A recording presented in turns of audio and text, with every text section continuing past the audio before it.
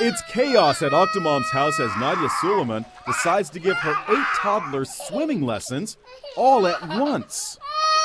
Our cameras were allowed into her dilapidated, crayon-covered walled home in Orange County, California, as the frenzied mom prepares for the lessons. In a line. Everybody get out. First step, applying sunscreen to her 2-year-old Octuplets. But not everyone wants to be lathered up. After a reassuring kiss, it's time to move on to arm floaties. And that goes even worse. Octomom gives up on the inflatable armbands and heads straight to her backyard for the swimming lessons in her above-ground pool. But soon, a chorus of crying breaks out as her little ones resist taking the plunge.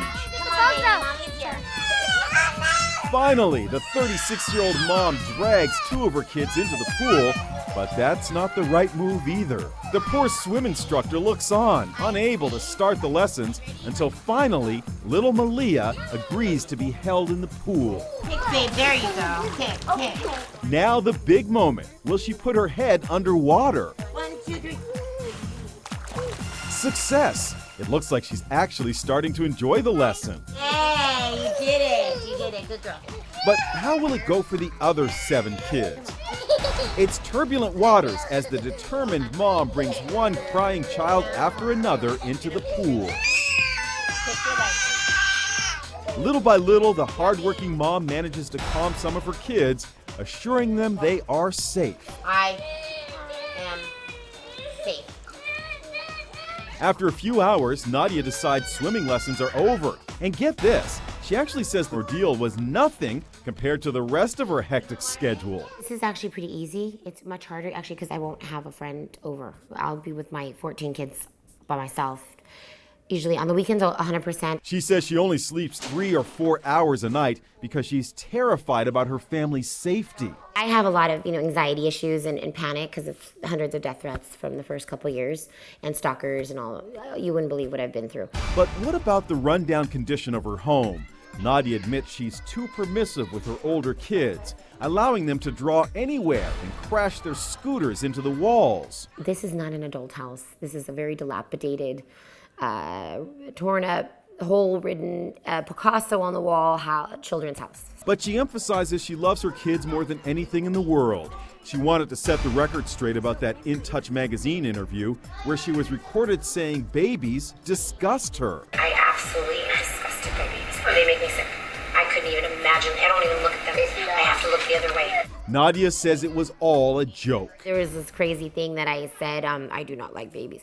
I was being dry. I was really being kind of sarcastic when I said I didn't mean it. I love children. I love all kids, all babies. So with her love of babies, would she consider having any more? No, thank you. Baby factory closed permanently.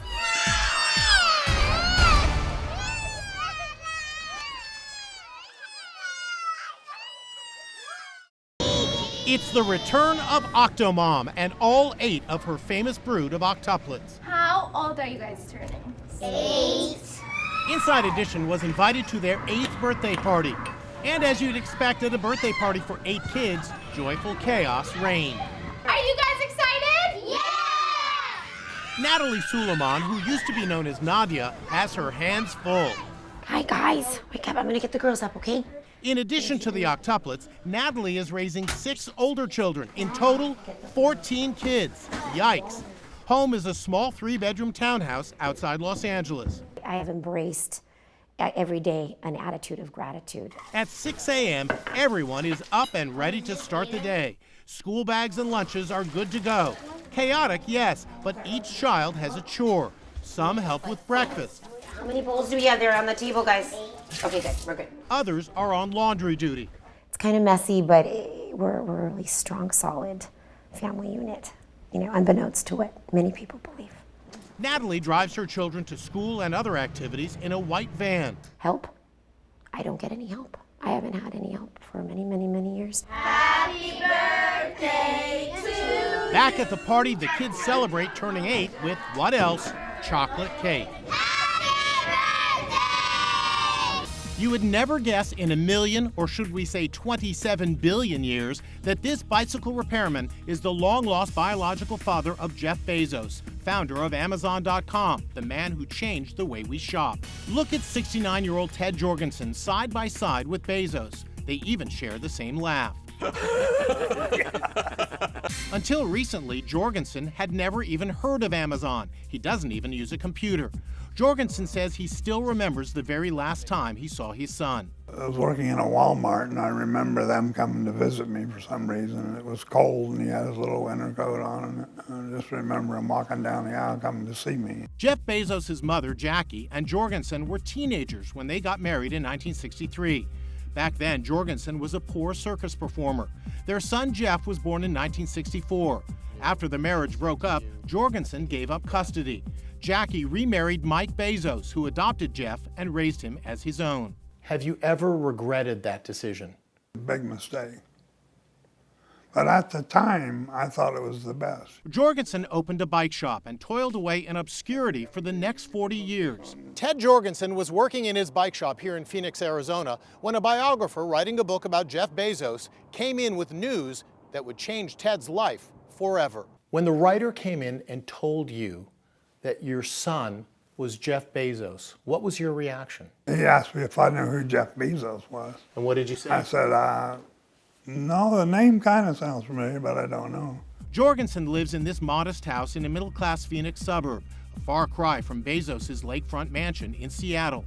Forbes magazine lists Bezos as America's 12th richest man, worth an estimated $27 billion. 27 billion, with a B.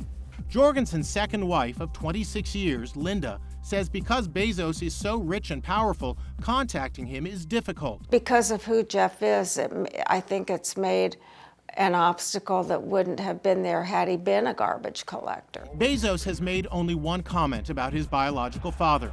I've never met him. The only time I ever think about it is when a doctor asks me to fill out a form.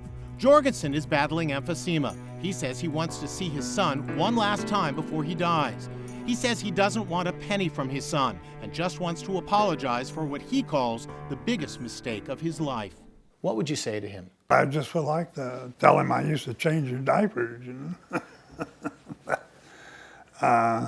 just see him, shake his hand and tell him he's really done a good job with his life. Guess what? You're famous. Is that what I'm considered? Just a year ago, you wouldn't get into a pair of jeans. In fact, you didn't even know what Guess jeans were. I hated jeans. Today, open any magazine and you'll see yourself. You're the new Guess jeans model, Anna Nicole Smith. And this girl is breaking all the modeling rules. She's a voluptuous 5'11", 140 pounds that could give, Mae West some competition. I love chocolate truffles. I used to eat that all day during my shoot, but they didn't have any here today. But this 25-year-old Marilyn Monroe look-alike first came on the scene 2 years ago with a different identity. Back then, she called herself Vicki Smith. My ex-boyfriend saw an ad in the paper for Playboy models, and he brought me the ad. Of course, I chickened out 4 times. And then the last time he made me go. I met her and I went, that's it. I saw her with no makeup on and she was utterly beautiful. Immediately, Vicki got a Playboy cover, followed by last May's centerfold. When a girl has magic, you don't have to do much.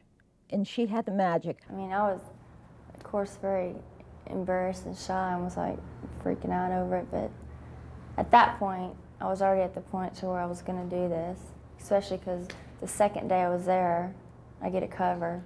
I thought that the Playmate would be her springboard to other things. But instead, she found she couldn't even get a job. Well, a lot of people read Playboy. That's all I can figure out. I was afraid to go out there and get a job where people knew who I was. And plus, to me, that was degrading. Wow, you got in Playboy, now let's go work at a hamburger place.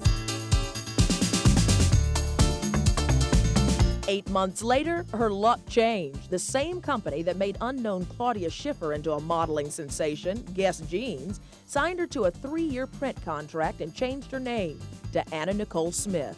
Just like Cinderella, Anna came from humble beginnings. She is one of 6 kids from a poor Texas family. She started earning a living early as a waitress and a checkout clerk at Walmart.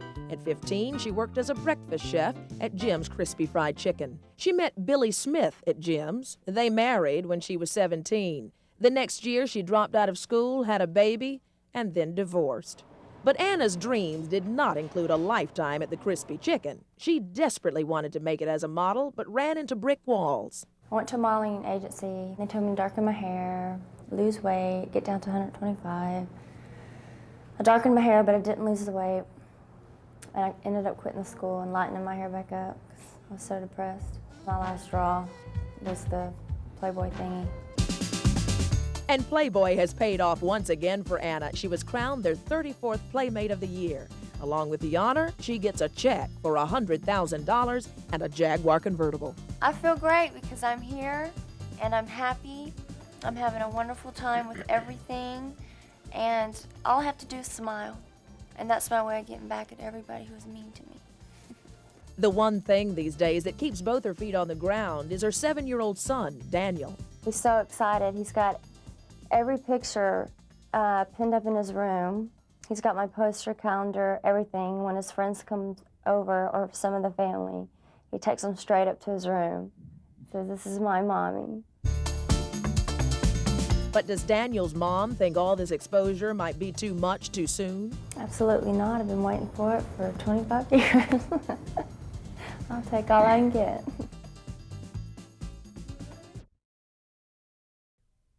If I could have, I'd have put her in a glass case or something, and so that nobody could talk to her or see her. Al Harding is Tonya's dad. In one short month, he has seen his and his daughter's Olympic dream almost disappear. But there's nothing I can do. I feel so helpless. All I can do is tell her how much I love her, and I'm behind her whatever she does. A father in turmoil, a father who wants to believe and does in the innocence of his daughter. Al Harding knows her well. When Tonya left the house she shared with her ex-husband, Jeff Gillooly, it was Al she turned to. Together at his home, they watched as Tonya was put on trial by the media and much of the public without any charges ever being brought against her. Have you cried for her, Al? No. That there's been a few times come close. The only time I ever cry is when she wins. The unique relationship between a father and daughter. For the Hardings, it was the difficult times that brought them closer together. Al and Tonya's mom, Sandy, gave up everything to help their little girl fulfill her childhood dream of being an Olympic figure skater. They sold their house, moved into a trailer, and could barely afford to eat. I taught her right from the beginning, that we're not out there shooting one of these deer just to be able to say we shot a deer. We need it for our meat so we can live. So it didn't really bother her much that we were shooting a beautiful animal, because they are an awful pretty animal. And then she seen Bambi. The movie. The movie. Yeah. She wouldn't go hunting after that. When Tonya was 15, her parents got a divorce. She and Al remained close. They fished, hunted, and fixed cars together. She continued to skate, but she was developing a reputation as a young lady who wasn't afraid to speak her mind. I would like to have another triple flip or another triple X in the program. You get it. Don't do this to me today. And on her way to the Nationals, this strong-willed competitor vowed to, in her own words, kick some butt. She got a lot of ink when she came out and said she was going to kick some butt or whip some butt. What's your opinion of what she said there? Well, I knew she was. And this just happens to be a little phrase that she happens to have. But that doesn't make her a vulgar, nasty, mean, dirty girl. Well, there were those who would say, well, that's not a ladylike thing to say. Oh, well, yeah. But those are also the people that don't know how to change a spark plug in a truck either. Go away! Al has nothing to say about the ongoing investigation of Tonya, nor will he comment about Jeff's accusation that she was involved. However, he does say that he had some serious reservations about Jeff earlier in the relationship. I didn't even like it when they first started seeing each other, because it was, to me, he was interfering with her career. You know, I didn't like him because he wasn't a bad guy, that he was a bad guy. I didn't like him because he was interfering with my daughter's career. But he stopped short of giving specifics. In the last month, Tonya's career has been, to say the least, a roller coaster ride. But it appears that somehow Tonya has managed to remain focused and as determined as ever. But her dad says all is not as it seems. You've known this woman since she was a little girl. Can you give me any idea of what this whole situation is doing to her emotionally? I think it's tearing her apart. The fact that the way things have happened, and it's because of people that were so close to her. People that she really loved, and I know it's tearing her apart inside, that she would think that she could have been so wrong. Are you angry? Yeah, I'm angry. I'm angry at some people, and it really hurts. It hurts down inside. What does that do to you to see your daughter? Oh, it tears me apart too. I just, I can't even think straight sometimes. What would happen if she doesn't get to go to the Olympics? That would just devastate her. And me.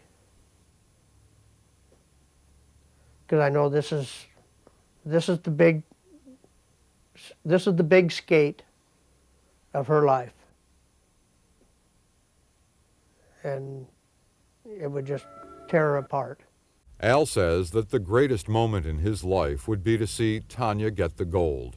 For the simple machinist, it would be one final happy chapter in a story the world's greatest novelists couldn't have concocted.